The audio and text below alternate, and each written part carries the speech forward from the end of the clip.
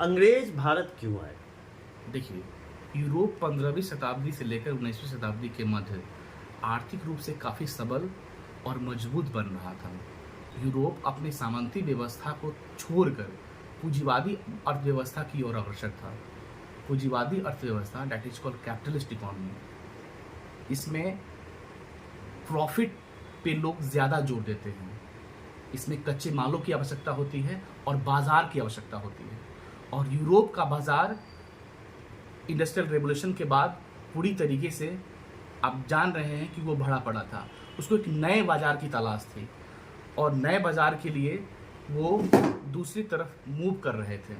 ऐसे में एक चीज और देखने को मिलता है कि यूरोप में नए राजवंशों का अभ्युदय हो रहा था।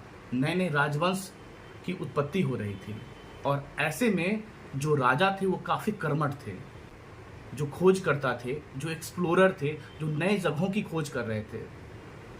उनका समर्थन करते थे वो राजा। ऐसे में बहुत सारे नाम हैं। निकोलो कॉन्टी का नाम आप जानते हैं, मार्को पोलो का नाम जानते हैं, कोलंबस का नाम जानते हैं, वास्को डी गामा का नाम जानते हैं। इसमें से एक मार्को पोलो जो इटली के व्यापारी भी थे और यात्री भी थे। उन्होंने 17 वर्ष की उम्र में ही अपने पिता और चाचा के साथ यात्रा की थी। इस उम्र से वो कर रहे हैं। तो मार्को पोलो ने जब चीन की यात्रा की तो चीन और मंगोलिया की यात्रा की। 17 साल तक वो चीन और मंगोलिया की यात्रा में रहे। उनकी पुस्तक जो उनका यात्रा वृत्तांत है that is called the travels of Marco Polo, उसमें उन्होंने ईस्ट यानी कि पूर्व के धन संपदा का जिक्र करा है। यहाँ की धन संपदा काफ़ी समृद्ध रही है।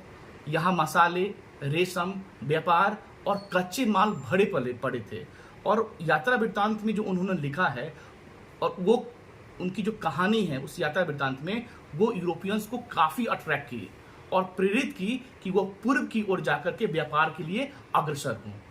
इसके साथ और भी कुछ बातें हैं, जैसे कि यूरोपियंस भारत आए, कच्चे मालों की आवश्यकता उन्हें थी, उन्हें एक स्पेस चाहिए था, एक बड़ा बाजार चाहिए था।